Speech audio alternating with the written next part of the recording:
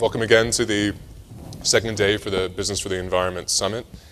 As we heard from Mr. Gore, Vice President Gore, yesterday, we know just how important the role of business will be in determining the success or failure of the coming negotiations at Cancun, and really beyond that to the success or failure of our societies as we grapple with what he calls the climate crisis. Instead of just responding to the dictates of the political arena, we need business, as we've heard again and again here, to be an active player, shaping the global response to global warming, both in terms of what business can do and what they want done. The breakout sessions that you were all good enough to attend yesterday afternoon were designed to help shape the message for policymakers at Cancun on a sector-by-sector basis. Kind of not being a journalist, not being a member of any business, or at least not a successful one right now, I skipped between a few of them. I could see that there was a genuine effort being made by the participants at each meeting to define what their sector can deliver for Cancun and what they want to see diplomats achieve at that meeting, and as well what each sector is willing to commit to now and for the future as well.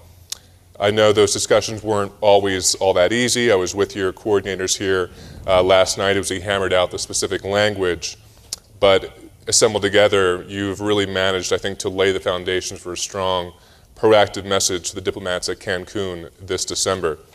The result is the B4E statement that you should have with you right now. I won't go into great detail into it because we'll have a lot of time over the next few hours to discuss it. But just I wanted to point out to a couple of key passages that caught my eye as I was going through it, and also fits with something the Undersecretary was talking about as well. There's that line that thoughtful action on climate change can play a critical role in stimulating the global economy. I think that's particularly important. The global financial crisis is still being felt around the world. I know in the United States, where we have midterm elections coming up this November, the issue with unemployment, with economic sluggishness really is going to be the defining issue there at that election. And the first question any policymaker will have when it comes to action on carbon is what will its impact be on the economy? What will its impact be on jobs? As well, as a speaker I think pointed out yesterday, fear of climate change by the developed world can't be allowed and won't be allowed, frankly, to trump the legitimate aspirations for hundreds of millions of people, hundreds of millions of poor people around the world. The job of business is going to have to be to find a way to achieve both objectives. The statement also sets clear goals and targets for future carbon concentrations and a call to limit temperature increase to that all-important 2 degrees Celsius figure that we all know. And also, importantly, it calls for governments to act to set some limits in the short term as well. I think we all know mid-century targets are great and they're fairly easy to set, but they're well beyond the business plans and as well probably the lifespans of most of the people who will be discussing the issue at Cancun. Right now we're going to have each sector representative give a short presentation outlining their specific asks and commitments for Cancun. But before I go into that, we'll also then have some questions here at the panel, and then we'll open it up to questions from the audience. But I also want to just leave you with 2 quick stories that I think from the past few days that demonstrate the importance of the work that you're doing. Just yesterday, Bob Litterman, who is the former head of Goldman Sachs Risk Analysis Department and a member as well as Jim Leap's board for the World Wildlife Federation, gave a talk where he said that unpriced carbon had led markets to drastically underestimate the risks of climate change. He said that if the world couldn't come around to dealing with the climate crisis, if it couldn't come to putting a price on carbon or doing something along those lines, he really believes we face a chance of heading into another financial crisis every bit as devastating as the subprime mortgage meltdown was. And then one other bit of news, according to the Cleantech Group, a venture capital watchdog group in the US, global venture capital investment in clean technology fell by 30% in this most recent third quarter of 2010. That's a $1.5 billion drop in money that could have gone to solutions that are supposed to combat climate change.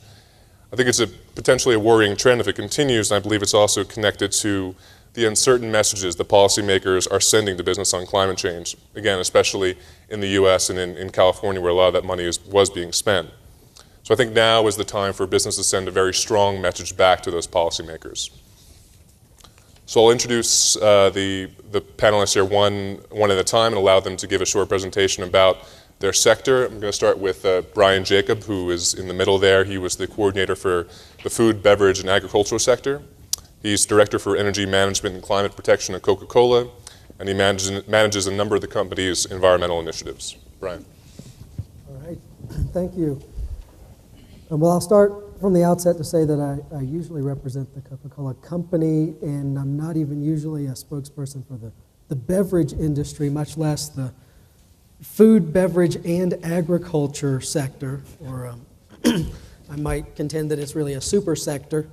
And I think that was the nature of our difficulty yesterday, the real challenge for us, to adequately represent the full spectrum from multinational conglomerates down to individual families that have gardens and supply some of their own food, or somebody who may have a few chickens and raise eggs to satisfy their village.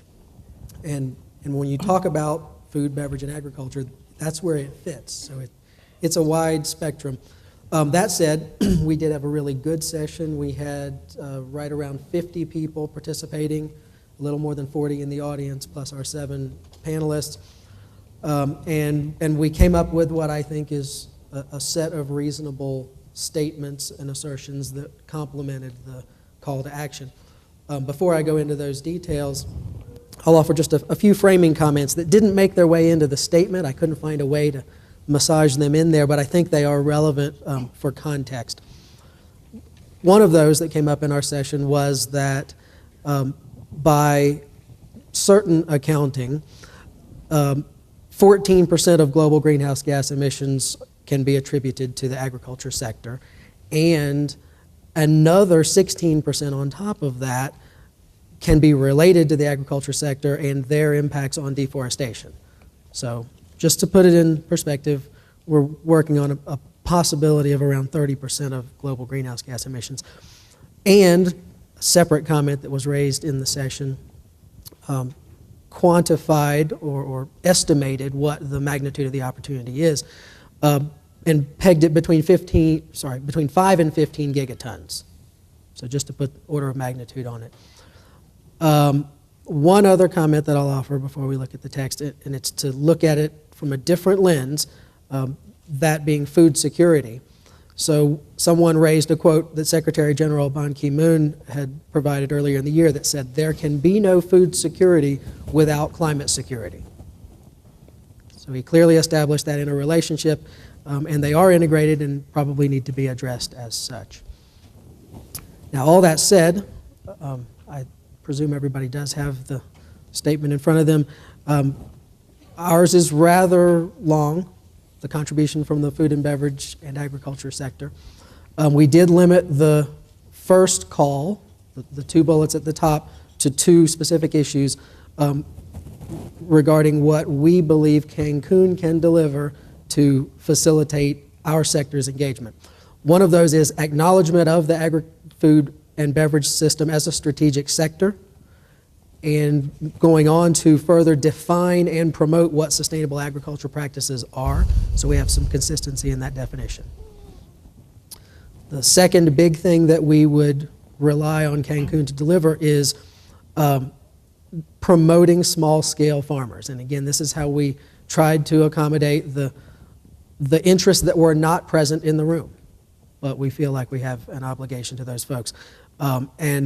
And you can see the language there that focuses heavily on investment capability, possibly relying on an adaptation fund for agriculture, specifically directed to agriculture, reflecting our perception that it's capital constraints that are holding back some of the smaller farmers, not a lack of familiarity with what technologies are available to them.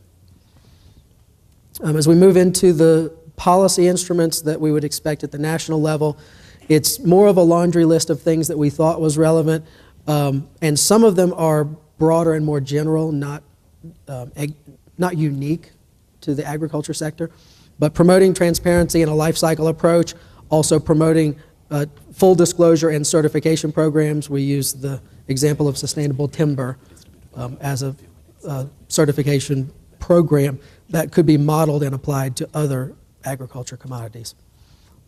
We also, you heard, I think, yesterday some commentary about biofuels and the unintended consequences of those, particularly the first generation biofuels using feedstock commodities as, food commodities as feedstocks, high water uses and what have you. So we've got that in there in terms of developing common approaches and guidance on appropriate use of biofuels. The next one, a common set of performance indicators, is again not unique to agriculture, but we think is relevant. Same with the next one about stop subsidizing energy and water and establish a price on carbon. You'll probably hear that from other sectors as well. Not unique to agriculture, but it does stem from a conversation that we had about the prospect of organic farming being cost competitive or being even less expensive than conventional farming practices within about 5 years. And it all really deals with the kinds of subsidies that are provided now, which are incentivizing perhaps the wrong practices. Low interest finance, that gets back to my earlier comment of our expectation from Cancun to provide the right financial mechanisms for some of the smallholder farms. Moving a little more quickly now, intensification of agriculture, which was a comment that I wasn't even familiar with at the time, but it reflects trying to meet the needs of the growing population without expanding deforestation, either converting forests to agriculture or to cattle pasture. And there was a comment that intensified agriculture on existing agricultural lands is 3 to 6 times more carbon efficient than expanding the land for agriculture. And lastly, in this space, we think there needs to be more investment on basic agri-science. The commentary being that it needs to be on par with the kinds of sums that are invested in energy research, primary energy research. Private companies can certainly do a lot of that and develop and implement the technological breakthroughs, but it's this upstream kind of pre-competitive investment that we think the national governments need to fund.